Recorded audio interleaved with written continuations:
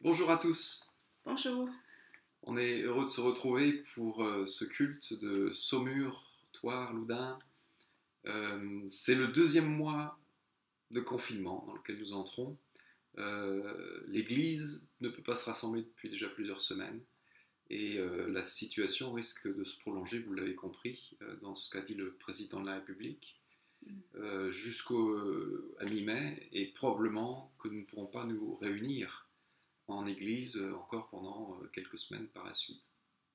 Donc nous aurons notre culte YouTube tous les dimanches pour les églises de Saumur, Thouars, Loudun. On a un programme d'église qui se met en place depuis un mois maintenant avec les enfants. Oui, Frédéric, elle met en place des choses pour les enfants. Elle a été en contact avec eux par Skype dimanche dernier. Elle a envoyé des documents aux parents. Donc, il y a Frédéric qui organise des choses pour les enfants. Il y a aussi Caris et Hannah qui ont maintenu les réunions de jeunes par Zoom. Et aussi, elle poste des vidéos. Il y a aussi des groupes de maison qui se réunissent par visioconférence. Il y a les réunions de prière, de Thouars le jeudi soir par Messenger. Le mercredi après-midi pour Loudun. Et puis le mercredi soir pour Saumur à 20h15, nous avons une visioconférence Zoom, mais que vous pouvez rejoindre par téléphone. Voilà, on utilise bien sûr les téléphones, les réseaux sociaux pour rester connectés les uns aux autres, d'avoir des nouvelles les uns des autres. Si bien que certains expérimentent, disent-ils, une plus grande proximité encore qu'avant le confinement, ce qui est quand même paradoxal, mais voilà les effets de ce confinement. Mais on pense bien sûr à ceux qui n'ont pas tous ces outils, en particulier un accès à Internet, et qui peuvent se trouver isolés de toutes ces choses. Alors, soyons vigilants, prenons soin les uns des autres, prenons des nouvelles fréquemment les uns des autres et de nos frères et sœurs en particulier qui n'ont pas Internet. Donc ce matin, dans ce culte, il nous manquera la communion fraternelle, bien sûr, qui s'exprime dans le repas du Seigneur, mais nous aurons un temps pour avoir un temps de mémoire de l'œuvre de Christ à la croix, dans lequel nous conduira Victoria. Nous aurons un temps, bien sûr, autour de la parole de Dieu, et un temps de prière, et plus particulièrement ce matin, pour le monde musulman, dans lequel nous conduira Anne. Il y a des millions de croyants dans le monde qui croient que Dieu est grand, et qui le disent. Mais beaucoup d'entre eux ont besoin de comprendre, d'entendre et d'expérimenter que Dieu est un Dieu d'amour, un Dieu bon. Et c'est le titre de mon message ce matin, un Dieu grand et riche en amour. On va commencer par quelques chants, et c'est le groupe louange du groupe de jeunes, le groupe louange de Jade, qui va conduire ce temps, et comme nous sommes confinés, ce sera Caris qui va conduire un temps de louange maintenant. La Bible dit « Là où est l'Esprit du Seigneur, là est la liberté ». On va prendre un chant qui s'appelle « Nous tous qui reflétons ». Parce qu'on sait que l'Esprit agit en nous, il nous transforme. Et à travers cette transformation, on voit la gloire de Dieu qui agit dans nos vies et qui peut, à travers nos actes, agir sur la vie des personnes autour de nous aussi.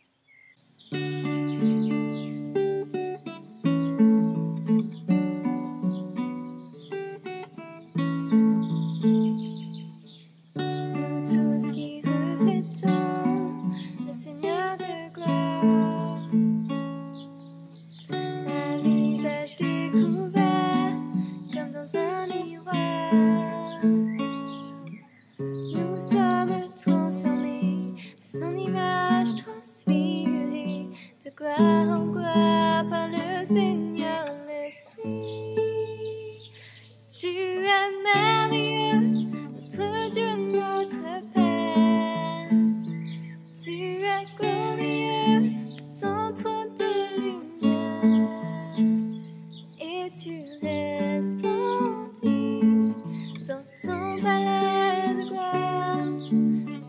beauté, nous fixons nos regards. Sur ta beauté, nous fixons nos regards. Ce matin, nous allons lire ensemble un psaume, c'est le psaume 145. Je vous invite à prendre votre Bible. Ce psaume, c'est un psaume alphabétique, c'est-à-dire que chaque verset de ce psaume commence par une lettre de l'alphabet hébreu. C'est une technique qui permettait de mémoriser ce texte. Dans l'ensemble des psaumes, il y a 7 psaumes qui sont des psaumes alphabétiques. Et donc, ils avaient probablement une place particulière parce qu'ils étaient appelés à être mémorisés, à ce qu'on les retienne leur contenu. Ils avaient donc cette importance. Alors, on réalise que, en lisant ces psaumes, qu'ils résumaient la pensée, l'enseignement des psaumes qui précèdent et qu'ils les mettaient dans une forme pour encore mieux l'appliquer au lecteur. Ils avaient donc ce rôle important, on pourrait dire, de prendre la doctrine pour toucher le cœur.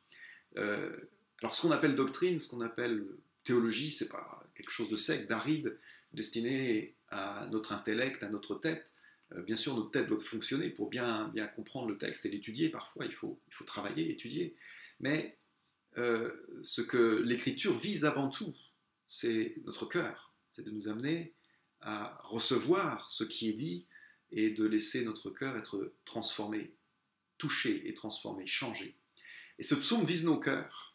Il nous ramène à l'essentiel, au cœur de la foi, de notre foi en tant que chrétien, de notre expérience de chrétien, c'est-à-dire il nous ramène à qui est Dieu, et qui est Dieu pour nous, et tel qu'il s'est révélé dans l'Écriture. Et je vous invite à la lecture de ce psaume ensemble, dans la version du Sommeur. Je lis, et on trouve d'abord le titre, « Chant de louange de David ». C'est un chant, c'est un cantique, un chant qui affirme des vérités profondes, comme on va le voir. Et les 2 premiers versets sont une louange exprimée par l'auteur, à la première personne. « Je t'exalterai, ô mon Dieu, mon roi, je te bénirai jusque dans l'éternité, tous les jours, je te bénirai et je te louerai jusque dans l'éternité. » Tout de suite, on réalise qu'il est question d'expérience, de ce que Dieu est pour moi, qui est Dieu pour nous. Et l'auteur répond, c'est mon Dieu, mon roi, appelé Seigneur, roi. Dieu, c'est pas simplement un titre, c'est une réalité. Dieu règne sur notre vie. Et les auteurs du Nouveau Testament ont vu l'importance de cette réalité. Quand ils ont attribué ces textes de l'Ancien Testament où il est question de l'Éternel, de Yahvé, du Dieu d'Israël, révélé comme Seigneur Adonai, et qu'ils ont appliqué ces textes à Jésus, ils ont montré l'importance de ce que Jésus est venu faire. Jésus est venu pour être celui qui règne, pour être le roi, Christ souverain. Et lorsque nous disons par l'Esprit, comme dit l'apôtre, nous le disons par l'Esprit, Jésus est Seigneur, nous disons mon Dieu, mon roi. Ça veut dire lui soumettre notre vie. C'est pas un titre, c'est pas simplement une formule quand nous disons Seigneur. Nous lui remettons nos vies. Et pas simplement de temps en temps, le dimanche, ou devant une vidéo de louange après avoir entendu un message, mais c'est toujours, tous les jours. Nous exaltons, nous bénissons Dieu, nous le louons. C'est pas une activité transitoire, temporaire, mais c'est toute ma vie. Je suis un adorateur. Ma vie est une vie d'adoration. Et cela, dit le psalmiste, pour toujours, c'est-à-dire pour l'éternité. Réfléchissons un instant sur cet aspect. Ma vie d'adorateur, aujourd'hui, est à considérer depuis la perspective, depuis le point de vue de l'éternité. J'ai une destinée éternelle en Jésus-Christ. Et ma relation avec Dieu dans l'éternité, mon adoration de Dieu dans l'éternité, mon service d'adorateur rendu à Dieu dans l'éternité, ça commence maintenant, tous les jours de ma vie. Est-ce que ça semble être immense, énorme? Est-ce que ce serait un défi pour nous de louer Dieu, de l'adorer, de le servir par notre vie, d'être des adorateurs? Est-ce que c'est un défi que nous lancent les psaumes, ou nous lance ce psaume? Absolument pas, c'est l'expérience de l'auteur, c'est l'expérience qu'il partage, qu'il déclare dans la louange ici qu'il fait monter à Dieu, c'est un Dieu qu'il connaît et qu'il décrit. Voilà ce qu'il dit. L'Éternel est grand et très digne de louange, sa grandeur est insondable. Il commence là à décrire qui est Dieu. Et dans la première partie de ce psaume, il se concentre surtout sur sa grandeur. Il est grand, insondable même. C'est facile de louer Dieu parce qu'il est tout simplement celui qui est digne de nos louanges. Il est le Dieu très haut, il est le Dieu infini, il est le Dieu éternel dont on ne peut mesurer la grandeur. Dieu est Dieu. Et cela, bien sûr, doit suffire pour qu'il mérite notre hommage, celui de la créature au Créateur. Mais l'auteur ajoute, dans la suite du psaume un peu plus loin, au verset 8, il ajoute des éléments au caractère de Dieu. Dans sa nature, Dieu est aussi un Dieu de grâce. L'Éternel est plein de grâce et de compassion, lent à la colère et riche en amour. Voilà le Dieu de la révélation biblique. On retrouve là ce refrain qu'on trouve à travers toute l'Écriture depuis la révélation de Dieu à Moïse sur la montagne. « Montre-moi qui tu es, Dieu, révèle-moi un peu plus qui tu es. » Et il nous est dit dans l'Exode 34 que l'Éternel est venu dans la nuée, et qu'il passe devant Moïse et qu'il proclame le Seigneur, l'Éternel, l'Éternel, Dieu plein de compassion et de grâce, lent à se mettre en colère et riche en amour et en fidélité. Cet amour, c'est la vérité centrale de l'Écriture. Dieu est bon, Dieu est amour. C'est le cœur de l'Évangile. C'est Jean 3,16. Dieu a tant aimé le monde qu'il a donné son Fils unique pour que tous ceux qui croient, tous ceux qui placent leur confiance en lui, n'échappent à la perdition, ne périssent pas, mais qu'ils aient la vie éternelle. À la croix, en Jésus-Christ, Dieu révèle son amour, donne une espérance éternelle, une vie éternelle à tous ceux qui croient. Entre les deux déclarations que nous venons de lire, qui sont dans ce psaume, la première sur la grandeur de Dieu, Dieu est grand, et la seconde sur la grâce de Dieu, Dieu est plein de grâce et de compassion, la première qui parle du Dieu insondable, infini, éternel, la majesté de Dieu, et la seconde qui parle d'un Dieu lent à la colère et riche en amour. Entre ces deux déclarations, il n'y a pas d'opposition. Mais le Dieu grand et majestueux déploie sa grandeur, manifeste sa grandeur pour révéler son amour, révéler sa grâce dans ses œuvres. Voilà le message de ce psaume. On peut même dire son amour est infini. Et on trouve là ces deux réalités, la grandeur et l'amour de Dieu qui sont réunis. Son amour est infini. Son amour est d'une grandeur insondable. Et c'est ce que Paul dira aux Éphésiens au chapitre 3, au verset 6. « Je lui demande qu'il vous accorde à la mesure de ses glorieuses richesses d'être fortifié avec puissance par son esprit dans votre être intérieur. Que Christ habite dans votre cœur par la foi, enraciné et solidement fondé dans l'amour. Vous serez ainsi à même de comprendre avec tous ceux qui font partie du peuple saint combien l'amour de Christ, large, long, élevé et profond. Oui, vous serez à même de connaître cet amour qui surpasse tout ce qu'on peut en connaître. Et vous serez ainsi remplis de toute la plénitude de Dieu. La grandeur de l'amour de Dieu nous est pleinement révélée en Jésus, par l'Esprit, dit l'apôtre, dans votre être intérieur. Ce n'est pas simplement une grande démonstration doctrinale que je dois étudier, faire un effort simplement intellectuel, mais c'est une vérité, une doctrine sur le caractère de Dieu, qui il est. Et c'est cette vérité-là qui m'enracine, qui me fonde dans l'amour. Parce qu'elle me touche au plus profond. Qu'est-ce qu'elle me touche, dit l'apôtre, dans mon être intérieur, mon cœur, mon âme ou mon esprit. Donc être chrétien, c'est cela. C'est pas simplement savoir que Dieu est bon, savoir que Dieu m'aime, mais c'est de le vivre, de l'expérimenter. Que Dieu est amour parce que sa parole me touche et que je découvre ainsi la grandeur d'un Dieu qui surpasse tout ce qu'on peut connaître, l'amour qui surpasse tout ce que l'on peut connaître. Les 4 versets qui se situent entre ces 2 grandes déclarations sur la nature de Dieu, un Dieu grand et un Dieu bon, ces autres versets, ces 4 versets déclarent eux aussi la grandeur et la bonté de Dieu, mais cette fois-ci, il est question de transmettre, et de transmettre dans l'histoire, dans le temps, cette vérité de la bonté, de la grandeur de Dieu. Regardez ce que disent ces versets. Que chaque génération dise à celle qui la suit combien tes œuvres sont belles, qu'elle publie tes exploits, l'éclat et la gloire de ta majesté. Pour moi, je méditerai le récit de tes prodiges. Qu'elle parle de ta force redoutable, et moi, je proclamerai tes hauts faits. Qu'elle évoque ta grande bonté, qu'elle chante ta justice.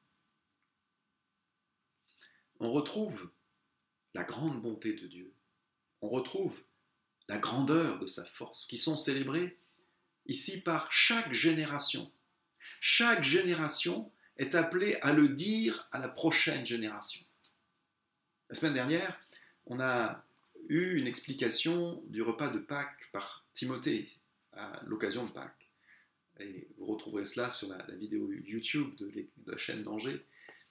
Et il nous rappelait que pendant ce repas de la Pâque juive, il y avait un rappel du message, des œuvres de Dieu, du grand Dieu libérateur, de Yahvé, et que ce message devait être explicité et transmis, transmis à la nouvelle génération. Il y a quand même cette idée de transmission. Les générations se suivent dans l'histoire, mais la majesté, la gloire de Dieu, qui se révèle dans ses œuvres, dans ses exploits, sa gloire demeure la même. Il ne change pas. Il est le même Dieu grand en puissance, infini, insondable. Il est le même Dieu grand en bonté et en amour. Et toutes ses œuvres sont belles. Ici, le mot gloire apparaît dans le texte. Et dans l'Ancien Testament, le mot gloire évoque la manifestation de la présence de Dieu. C'est la manifestation de sa présence parmi les hommes, dans le monde, dans la création. Et plus spécifiquement manifestée, bien sûr, dans son peuple, auquel il se révèle. Et plus spécifiquement, dans l'Ancien Testament, dans le temple, là où Dieu vient au contact avec les êtres humains. Et plus spécifiquement encore, dans le lieu très saint. Qu'elle publie tes exploits, l'éclat de ta gloire, de ta majesté. Que la génération publie tes exploits, l'éclat et la gloire de ta majesté. Et dans le Nouveau Testament, la gloire est associée à Jésus. Lorsqu'il est né, Luc, au chapitre 2, verset 9, dit la gloire du Seigneur resplendit. Sa gloire éternelle est préfigurée sur la montagne en Luc 9, 31, lorsque il y a cette transfiguration où les disciples ont déjà une préfiguration de la gloire qui va revêtir Christ après sa résurrection et sa glorification. Sa gloire se manifeste à la résurrection en Luc 24, 26. Et l'Écriture dit que nous aurons, nous aussi, part à sa gloire. Dieu qui sera là, qui sera présent, qui sera pleinement manifesté dans son peuple, au milieu de son peuple et dans sa création, glorifié sur la terre comme au ciel. Chaque génération doit dire, publier, parler, évoquer ce que Dieu a fait, ce qu'il a accompli, toutes ses œuvres qui révèlent qui il est, sa nature divine. Il est grand, il est bon. Chaque génération est appelée à transmettre. Ainsi, c'est depuis 2000 ans, depuis que l'Église existe, ce témoignage de l'œuvre de Dieu en Jésus-Christ est transmis de génération en génération pour le dire et même le chanter. Chanter la justice de Dieu. Le Dieu d'amour a manifesté sa justice.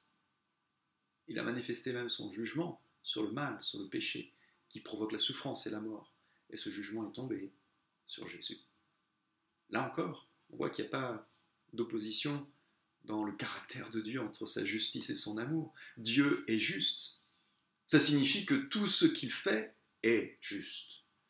Tout ce qu'il fait, en d'autres termes, est droit, conforme à ce qu'il dit, conforme à ce qu'il a déclaré, conforme à ce qu'il a promis. Il agit avec justice, juste dans ce qu'il accomplit, conformément à ce qu'il est, à son caractère. Il est grand, majestueux, et il est un Dieu bon, un Dieu d'amour. Ce n'est pas un Dieu qui fraude, ce n'est pas un Dieu qui ment ou qui trompe. C'est le Dieu juste. Sa justice se traduit pour nous dans cette loi qu'il a donnée à l'être humain, qui est cette loi l'expression de qui il est. Dieu est amour et son commandement est d'aimer.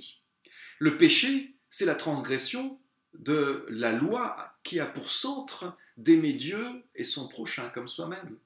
Et le jugement de Dieu sur le péché vise à éliminer ce qui empêche finalement l'obéissance à la loi d'amour. Par la croix de Jésus-Christ, Dieu vient éliminer ce qui empêche la manifestation de son amour et permet de rétablir cette relation, celle que nous vivons, que nous expérimentons par la foi. Voilà le message. Voilà ce qui doit être transmis de génération en génération et que nous sommes, en tant qu'Église, appelés à transmettre fidèlement à la prochaine génération. Cela implique d'investir, de s'investir dans les jeunes, dans la future génération. Ça implique de former, ça implique de mettre en place un accompagnement, une formation, d'investir dans la formation. Et vous savez que c'est certainement quelque chose qui nous préoccupe le plus, la formation, de préparer la future génération pour ce qu'elle aura à transmettre aussi. Et nous avons cette responsabilité. L'Église, c'est certainement la mission la plus importante de l'Église, et pourtant c'est souvent celle qui est la plus négligée, j'ose dire. Mais, et moi, dans tout ça, dans cette transmission de génération en génération, du message, moi, le texte dit moi, je méditerai le récit de tes prodiges au verset 5, et moi, je proclamerai tes hauts faits au verset 6.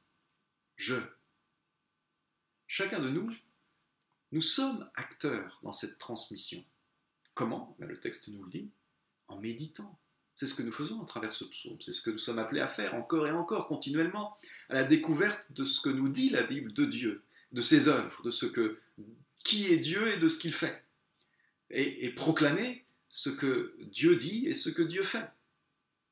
L'objet de ce que nous méditons, ce que nous sondons dans l'Écriture, de la proclamation que nous sommes appelés à faire, de ce que nous avons vu dans l'Écriture. L'objet, c'est pas nous, c'est pas notre ministère, nos accomplissements, c'est pas notre Église, mais c'est ses accomplissements à lui. C'est ses œuvres. C'est le récit de tes prodiges, dit le texte. C'est ce récit qui nous est rapporté par l'Écriture, c'est cette histoire du salut depuis la Genèse jusqu'à l'Apocalypse que nous devons lire, que nous devons méditer. Et c'est en faisant cela que nous nous imprégnons de ce que la parole de Dieu dit, de qui est Dieu et de ses œuvres, et que nous pouvons le transmettre parce que nous sommes, parce que nous vivons, parce qu'il nous change à travers sa parole et qu'il fait de nous ces transmetteurs de la vérité. C'est aussi tes hauts faits, dit le texte. Littéralement, c'est tes grandes œuvres. C'est la même racine que grandeur, l'adjectif qui définit Dieu. Dieu est grand. Dieu est grand. Dieu, en d'autres termes, agit selon qui il est. Il fait des œuvres grandes parce qu'il est grand. Dieu est grand, il agit selon sa grandeur. Dieu est amour et il agit selon son amour. Il est fidèle, c'est le sens. Il est juste, il agit sans travers. Il agit selon ce qu'il est, selon qui il est. Être chrétien, donc, c'est cela. C'est pas simplement avoir appris hier que Dieu est bon, qu'il m'aime, ni seulement ce que Dieu a fait hier dans une expérience que j'ai faite avec le Dieu d'amour, mais c'est continuellement découvrir toujours plus, faire l'expérience de son amour en méditant, en sondant la parole, sa parole. Nous pouvons dire aux autres que ce que nous savons. Nous ne pouvons pas transmettre ce que nous n'avons pas reçu. Alors, laissons-nous enrichir toujours plus dans l'expérience de qui est Dieu, de son amour, sa grandeur, sa majesté, en nourrissant notre foi de ce que nous dit la parole, pour le vivre, pour expérimenter cette réalité et la transmettre. Qui est Dieu? Transmettre qui est Dieu. Parler de sa nature, parler de ses œuvres merveilleuses. Ce ne sont pas seulement les générations qui sont appelées à dire à la suivante qui est Dieu en proclamant ses œuvres dans l'histoire, dans le temps qui s'écoule, mais ce sont aussi, nous dit le texte dans la suite, toutes ces créatures. Il y a une proclamation universelle. À partir du verset 9, l'Éternel est bon envers tous les hommes, plein de compassion pour toutes ces créatures. La bonté de Dieu n'est pas réservée qu'à ceux qui le reconnaissent comme Seigneur de leur vie. Elle s'étend parce qu'il est bon. Il fait luire son soleil sur les bons et les méchants, dit Jésus. Vous avez appris qu'il a été dit, tu aimeras ton prochain comme toi-même, tu haïras ton ennemi. Eh bien moi, je vous dis, aimez vos ennemis, priez pour ceux qui vous persécutent. Ainsi, vous vous comporterez vraiment comme des enfants de votre Père céleste, car lui, il fait luire son soleil sur les méchants, aussi bien que sur les bons, et il accorde sa pluie aux justes comme aux injustes. Suivre Jésus, donc, c'est proclamer la bonté de Dieu en manifestant envers les autres, dans nos relations avec les autres, cette bonté, la gratuité de cette bonté, sans attendre en retour, comme le Père. Donc, comprendre que Dieu est le créateur de tous, qu'il est bon envers tous, ça doit changer notre regard sur les autres. Ceux qui sont loin de nous, ceux qui sont étrangers, différents, qui ne pensent pas comme nous, et peut-être pour certains même qui sont nos ennemis. Dieu est le créateur même de ses ennemis. La preuve, c'est qu'avant que nous le suivions, nous étions ses ennemis. C'est ce que l'apôtre Paul dit en Romains 5,10. Alors que nous étions encore ses ennemis, Dieu nous a réconciliés avec lui par la mort de son Fils. Donc c'est le fondement de toute annonce de l'Évangile, savoir que Dieu veut que tous les hommes soient sauvés. Alors, puisque Dieu est créateur de tous, il y a un appel à toute la création, à toutes les créatures, à célébrer le Seigneur. Au verset 10, que toutes tes œuvres, te louent, Éternel. Mais ceux qui sont attachés au Seigneur, ceux qui le suivent, les croyants, font eux aussi partie de cette création. Et là, au sein de cette création, dans ce monde, nous sommes appelés à dire qui est Dieu. Et qu'il te bénisse, ceux qui te sont attachés. Ils diront la gloire de ton règne et proclameront ta force. La gloire de ton règne, sa puissance de sa force. C'est la mission de l'Église ici, que d'annoncer le règne de Dieu. C'est le message de l'Évangile. Le règne et la gloire de Dieu vient bientôt. Il y a une fin à toutes ces choses, une fin à tous les Covid, à tout ce mal, à toute cette souffrance, à toute cette mort que nous voyons autour de nous. Proclamer que la puissance de Dieu est à l'œuvre et que Dieu agit aujourd'hui, qu'il est à l'œuvre. C'est l'annonce là de la bonne nouvelle à toute la création, jusqu'aux extrémités de la terre, à tous. Au verset 12, ils feront connaître aux hommes tes exploits, la gloire et la splendeur de ton règne. Ça, c'est bien la mission de l'Église dans laquelle nous sommes. D'être témoins ensemble en tant qu'Église locale, là où nous sommes dans notre vie quotidienne, témoins de qui est Dieu et de ses œuvres, parce que nous vivons cette réalité de qui il est, et que nous sommes nous-mêmes bénéficiaires de ses œuvres, bénéficiaires de la croix de Jésus-Christ, de l'œuvre de Christ à la croix. Être chrétien, donc, c'est aussi savoir que non seulement Dieu est bon, qu'il m'aime, que Dieu est amour et que Dieu est grand.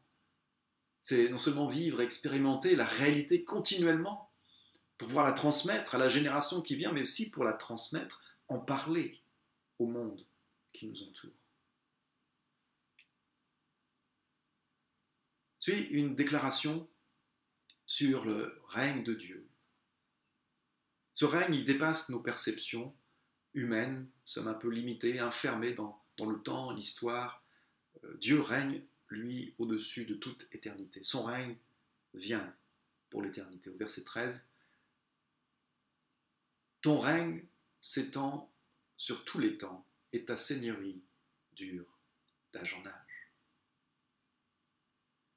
C'est ce Dieu souverain, le Seigneur dans sa gloire éternelle qui donne la vie, qui s'occupe des moindres êtres vivants de sa création. Et la fin du psaume évoque plus spécifiquement l'attitude de Dieu envers ses créatures, le soin qu'il apporte même aux oiseaux du ciel. Et Jésus cite ce texte lorsqu'il dit il donne la nourriture en leur temps, lorsqu'il encourage ses disciples face à la crainte du lendemain. Voilà ce qu'il dit au verset 14, jusqu'au verset 16. « L'Éternel est le soutien de tous ceux qui tombent, il relève tous ceux qui fléchissent. Les regards de tous sont tournés vers toi, c'est toi qui leur donnes à chacun sa nourriture le moment venu. Tu ouvres ta main et tu combles les désirs de tous ceux qui vivent. » Donc, vous voyez que cette parole, là on trouve des paroles d'encouragement bien sûr, mais c'est ce Dieu qui donne sa subsistance à toutes les créatures, même les plus petites, même les oiseaux du ciel. Puisqu'il prend soin de ces plus petites créatures, alors il prendra soin de nous, ses enfants. On trouve ici de puissants encouragements. L'Éternel est le soutien de tous ceux qui tombent. Il relève tous ceux qui fléchissent. Mais ce n'est pas ici un effort que Dieu doit faire. Il n'a pas besoin de se forcer pour faire cela. Verset 17, « L'Éternel est juste en tout ce qu'il fait, il est plein d'amour en toutes ses œuvres. » La parfaite droiture des œuvres de Dieu, l'absolue fidélité de Dieu. C'est une autre traduction pour l'amour, la bonté ici. Il y a un accord total entre sa nature et ses œuvres. C'est cette réalité qui est résumée par Dieu est juste ici. Il y a ensuite 3 versets qui parlent spécifiquement de l'attitude et l'action de Dieu envers les croyants. Au verset 18, « L'Éternel est proche de ceux qui l'invoquent, de tous ceux qui l'invoquent avec sincérité. » Dieu est proche de nous. Cette présence de Dieu a pris une dimension nouvelle avec Jésus. Dieu avec nous, et avec l'envoi du Saint-Esprit, qui habite avec nous et en nous, dit l'apôtre, dit Jésus, pardon, pour l'éternité. Cette proximité, ou intimité, on pourrait dire, s'exprime dans cette prière. Nous pouvons l'invoquer dans la prière, le prier, invoquer son nom, invoquer notre Dieu. Une vie de prière, de communion avec Dieu, une véritable relation. De plus, le verset 19 nous dit « Il accomplit les désirs de ceux qui le craignent. Il entend leurs cris et il les délivre. Il répond aux besoins, il entend, il délivre parce qu'il nous garde, il veille sur nous. » Verset 20 « L'Éternel garde tous ceux qu'il aime, mais il détruira tous les méchants. » La bonté et l'amour de Dieu n'est pas seulement une réalité qu'on médite, qui nous touche spirituellement, qui nous change, une réalité à transmettre, à dire aux autres, mais c'est aussi une réalité que nous vivons concrètement dans nos besoins, dans nos vies, dans ce monde. Et le psaume nous rappelle ici notre dépendance de Dieu dans la prière de la foi. C'est cette prière que Jésus nous enseigne à prier, donne-nous notre pain quotidien. C'est cette prière-là. Nous vivons, nous expérimentons sa bonté concrètement. Enfin, en conclusion, l'auteur nous ramène à l'introduction. On revient au « je » et il parle avec toute la création, avec toutes les créatures. Je dirai, au verset 21, je dirai les louanges de l'Éternel. Toute créature le bénira éternellement pour sa sainteté jusque dans l'éternité. Dans ce psaume, on retrouve ce message central de l'Écriture, que Dieu est bon. C'est ce message que j'évoquais il y a 2 semaines dans cette méditation sur Néhémie 8 et 9. Mais ici, ce n'est pas un message qui vient nous toucher pour produire en nous un réveil, une expérience passagère. Non, ici, c'est la réalité de qui Dieu est. Le Dieu bon, C'est une réalité à méditer, un message à méditer, à retenir, à apprendre, comme on apprenait ce psaume alphabétique, continuellement, à nouveau, le redire, pour que ça nous touche à nouveau, que ça nous change, ça nous bouleverse, pour que nous devenions toujours plus les adorateurs et des témoins de cette vérité, pour transmettre à la prochaine génération, pour transmettre cette vérité et pour la proclamer fidèlement, c'est-à-dire avec justesse, selon la vérité, selon ce que nous savons de Dieu, parce qu'il se révèle ainsi dans sa parole, de le transmettre à ce monde. Et nous avons une certitude, c'est que, comme le dit ce psaume, il n'y a pas de décalage, il n'y a pas de dissonance entre ce que Dieu révèle de lui dans sa parole, cette réalité de son amour qui nous touche dans notre expérience spirituelle, dans notre être intérieur, et la réalité de ce que nous voyons dans ce monde, de ce que nous pouvons expérimenter concrètement dans le quotidien de ce monde, d'un Dieu qui est bon et qui prend soin de nous. C'est ce que Dieu fait. Toutes ses œuvres sont conformes à sa nature, à qui il est. Alors, adorons-le pour qui il est. Le Dieu grand, majestueux, glorieux, saint. Le Dieu qui est amour. Parlons de lui et de ses œuvres. Proclamons qui il est et ce qu'il fait. Vivons-en la réalité chaque jour dans la dépendance de la foi. Et le dernier verset, je le relis, je dirai tes louanges, les louanges de l'Éternel. Toute créature le bénira éternellement pour sa sainteté jusque dans l'éternité. L'éternité. L'éternité sera trop courte pour exprimer notre adoration, l'adoration qui lui est due. Et pourtant, nous ne ferons pas plus dans l'éternité que ce que nous sommes appelés à faire aujourd'hui, dès maintenant, à être ces adorateurs que nous serons pour l'éternité. L'adorer, c'est-à-dire simplement de dire qui il est. Que le Seigneur nous aide. Oui, je vous invite à prier maintenant. Notre Père, merci pour cette parole. Merci parce que cette parole, comme le dit l'apôtre, est efficace. Elle touche nos cœurs au plus profond. Et nous voulons te demander maintenant de faire cette œuvre par ton Saint-Esprit. Touche nos cœurs, ouvre nos cœurs à une compréhension plus profonde par le Saint-Esprit de qui tu es, de l'amour que tu as répandu en Jésus. Et que, Seigneur, tu veux que nous connaissions toujours plus, que nous réalisions toujours plus la grandeur de notre Dieu et la grandeur de son insondable amour. Ainsi, Seigneur, que nous soyons changés pour être véritablement ceux qui parlent en vérité de qui tu es et de le transmettre, de le communiquer à ceux qui viendront après nous, mais aussi à ce monde qui nous entoure. Donne-nous d'être des adorateurs. Donne-nous d'être de ceux qui proclament la réalité de qui tu es, de ce que tu révèles dans tes œuvres. Oui, Seigneur, nous voulons témoigner que tu es bon, parce que nous le vivons au quotidien de nos vies, dans cette dépendance de la foi, jour après jour, dans le nom de Jésus. Amen.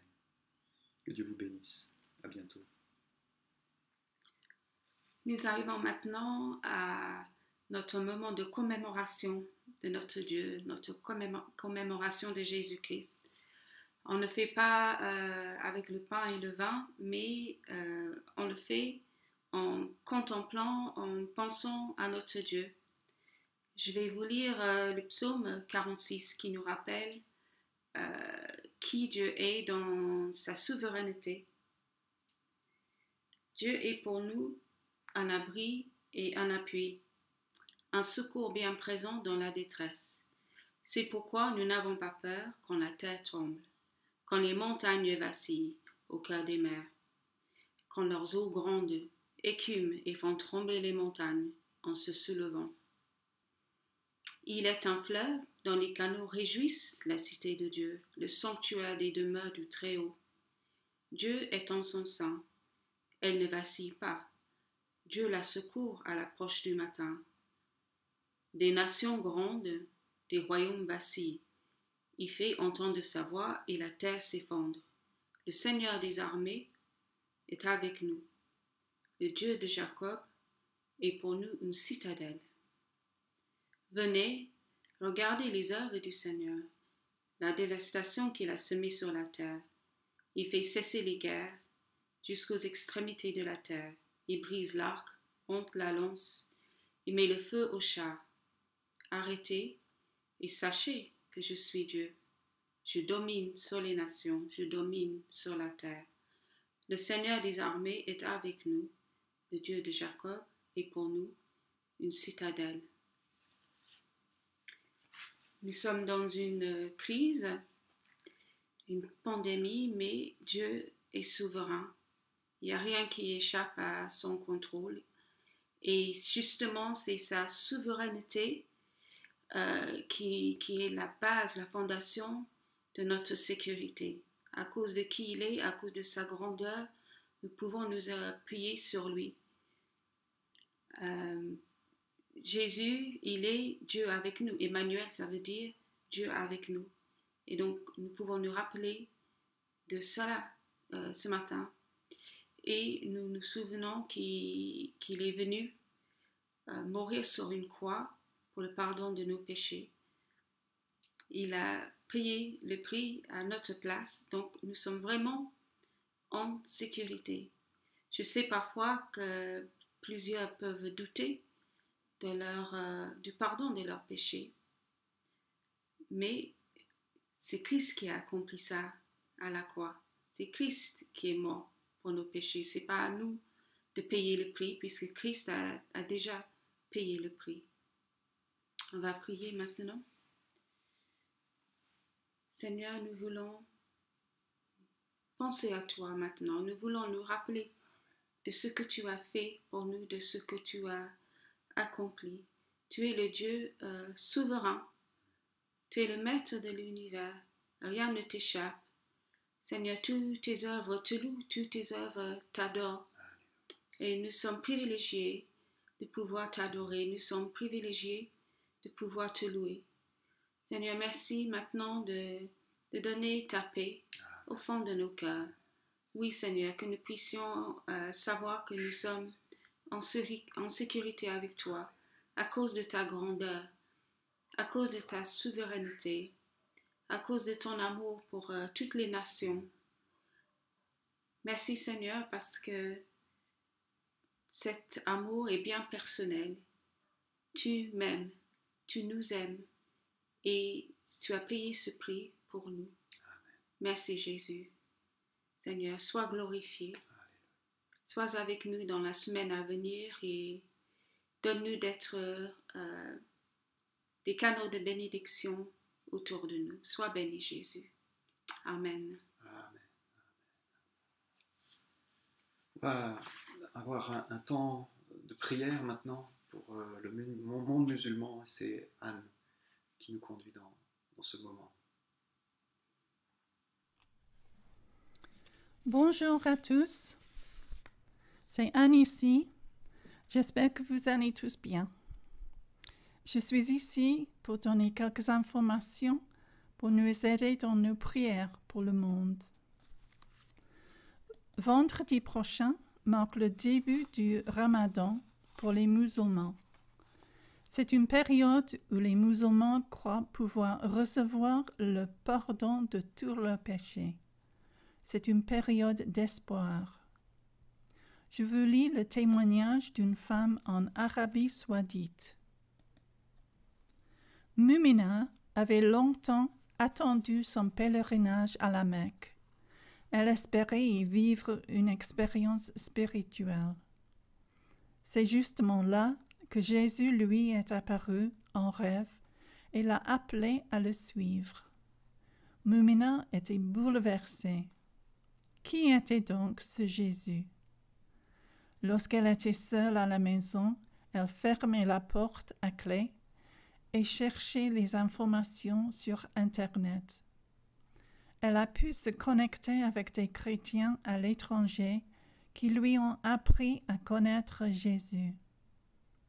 Cela fait 8 ans que Christ est apparu à Mumina, mais elle n'a jamais vu un chrétien pour de vrai. Mumina n'a jamais parlé de ce rêve à ses proches. Si on découvrait qu'elle a quitté l'islam, on pourrait la tuer en toute légalité ou la dénoncer à la police. Dieu est en train de faire un travail important parmi les musulmans.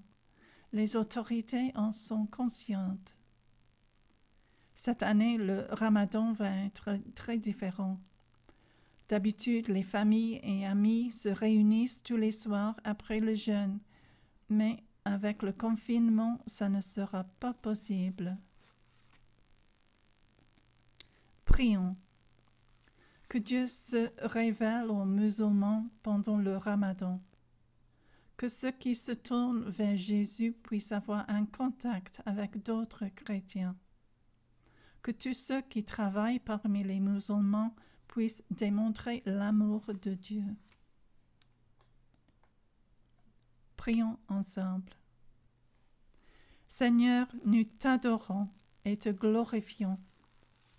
Tu aimes ce monde et tu veux donner la vie à tous, quel que soit leur pays, leur race ou leur religion.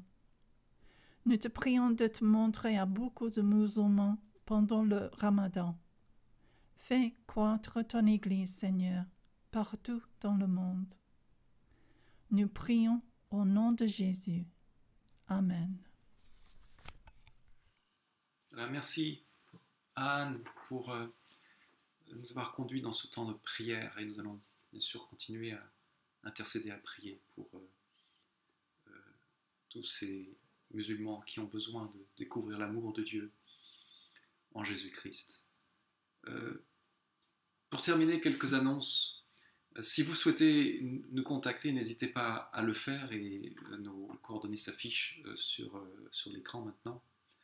Vous pouvez également, comme vous avez l'habitude certainement de le faire, communiquer vos sujets de prière par SMS à Phyllis. Chaque mercredi, vous recevez des informations concernant la connexion à la réunion de prière pour Saumur. Il est possible de se connecter à cette réunion soit en visioconférence avec un lien qui vous est envoyé, il suffit de cliquer dessus, et par téléphone, c'est possible aussi avec un simple téléphone, un téléphone fixe aussi, d'appeler un numéro en rentrant un code et de se joindre à la réunion de prière. Si ce n'est pas fait, vous pouvez vous inscrire sur notre site internet pour recevoir la lettre de nouvelles directement dans votre boîte aux lettres. Vous pouvez aussi vous abonner à la chaîne YouTube de l'Église pour être informé dès qu'une nouvelle vidéo d'enseignement est mise en ligne, qui sont mises en ligne régulièrement.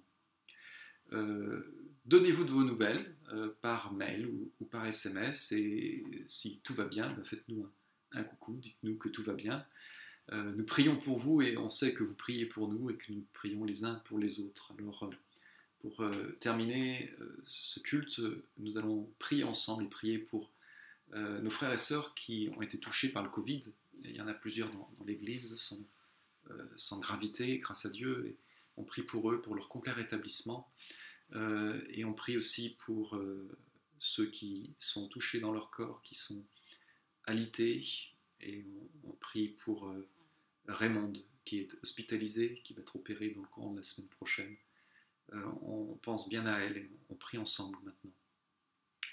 Merci Père pour ce temps passé ensemble, malgré la séparation, ensemble par l'intermédiaire de cette vidéo. Et je veux te remettre mes frères et sœurs qui sont là et qui regardent, Seigneur, cette vidéo, afin que tu les bénisses richement dans Seigneur, toute la richesse de qui tu es, de ta grâce, de ton amour. Merci pour ce que tu accomplis dans nos vies, jour après jour, et nous voyons les œuvres de Dieu, non seulement ces œuvres que tu accomplis en nous, mais ces œuvres que tu accomplis pour nous.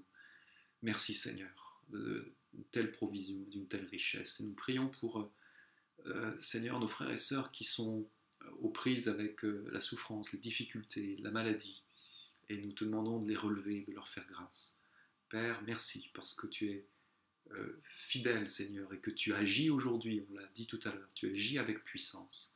Alors oui, relève nos frères et sœurs par ta puissance. Sois auprès de ceux qui souffrent, de ceux qui sont dans la maladie, qui sont alités. Encourage-les, fortifie-les, que toute la gloire te revienne, Seigneur. Dans le nom de Jésus. Amen. Voilà.